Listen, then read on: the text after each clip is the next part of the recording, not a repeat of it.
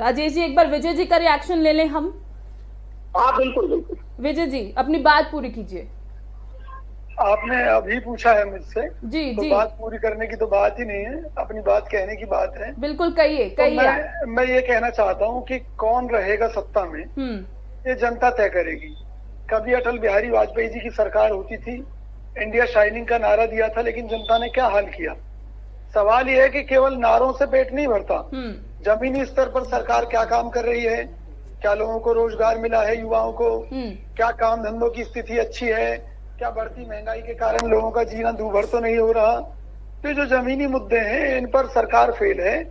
प्रियंका गांधी जी, इसमें कोई शक नहीं है कि कांग्रेस की जो स्थिति थी, खराब थी, उन परिस्थितियों में प्रियंका जी ने कमान संभाली है, मेहनत कर रही हैं। महिलाओं को राजनीति में 40% आरक्षण देने का कांग्रेस पार्टी की तरफ से, लेकिन विजय जी आपको रोकना चाहूंगी, यहाँ पर आज अमित शाह लखनऊ जब पहुंचे हैं ना दौरे पर, तो वो ये कह रहे हैं कि 90% काम हमने पूरे किए हैं, जो हमने वायदे किए थे मैनिफेस्टो में वो हमने पूरे किए हैं, और बाकी जो रह गए हैं उन्हें भी पूरा करने की कोशिश लगातार जारी है, और 5 साल और मांग रहे हैं। सीएम को लेकर भी उन्होंने बात साफ कह दी है कि अगर आप 2024 में प्रधानमंत्री नरेंद्र मोदी को एक बार फिर जिताते हैं तो उसके लिए आपको मुख्यमंत्री योगी आदित्यनाथ को जिताना होगा।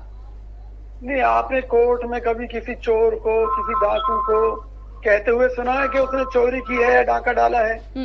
कभी भी। खुद जिन अमित शाह जी की बात आप कर रहे हैं, जो देश के गृह मंत्री हैं, उनके खुद के ही बयान हैं कि उनके राजनीतिक जुमले थे। चुनाव में जो उन्होंने वादे किए थे वो केवल जुमले थे, राजनीतिक जुमले थे।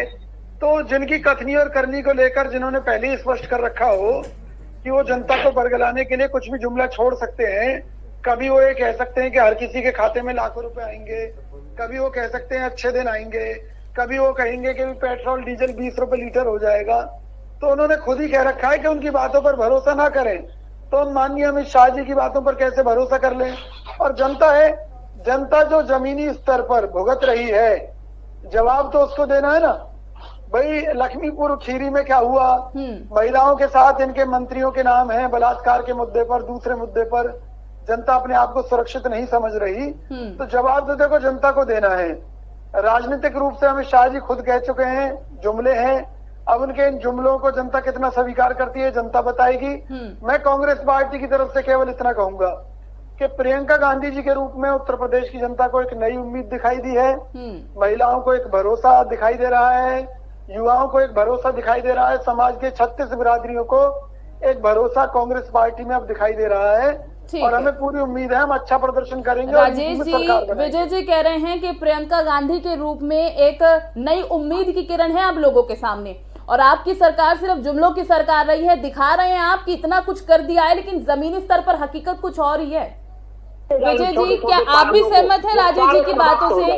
वो कह रहे हैं कि जनता हमारे ही पक्ष में है, जनता तो खुद इंतजार कर रही है कि चुनाव हो तो हम बीजेपी को जिताएं, वो इतने आश्वस्त नजर आ रहे हैं। नेहा जी, जी मैं अपनी बात रखूं? जी बिल्कुल बिल्कुल विजय जी, आप ही से सवाल है मेरा। देखो मैं बड़ा स्पष्ट रूप से आपसे कह रहा हूं कि भाजपा केवल जुमले और झूठ और बेईमानी और धोखाधड़ी की राजनीति करती है।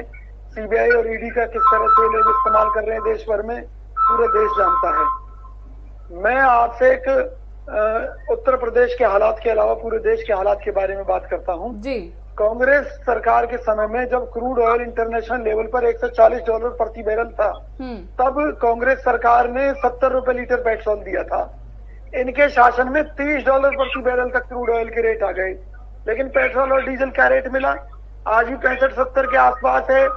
रोजाना रेट बढ़ाए जा रहे हैं, हर चीज महंगी होती जा रही है, चाहे वो आलू की बात हो, चाहे टमाटर की बात हो। गरीब आदमी का जीना हराम होता जा रहा है।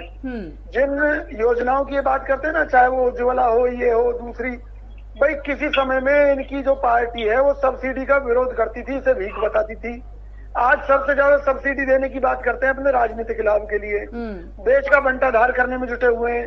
18% जीएसटी तक का विरोध करते थे, 28% जीएसटी आज इन्होंने देश पर थोप रखी है। तो इनकी कथनी और करनी में बहुत बड़े भारी अंतर है। आप ये बता रहे हैं कि महंगाई कितनी ज्यादा बढ़ गई है जिसकी वजह से आम जनता परेशान है। विनय